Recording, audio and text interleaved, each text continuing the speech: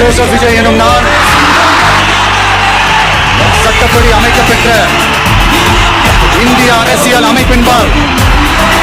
உண்மையான நம்பிக்கையும் மாறா பற்றும் கொண்டிருப்பேன் என்றும் இந்திய நாட்டின் ஒப்பில்லாத முழு முதல் ஆட்சியையும் ஒருமையையும் நிலை நிறுத்துவேன் என்றும் தமிழ்நாட்டு அரசின் முதலமைச்சராக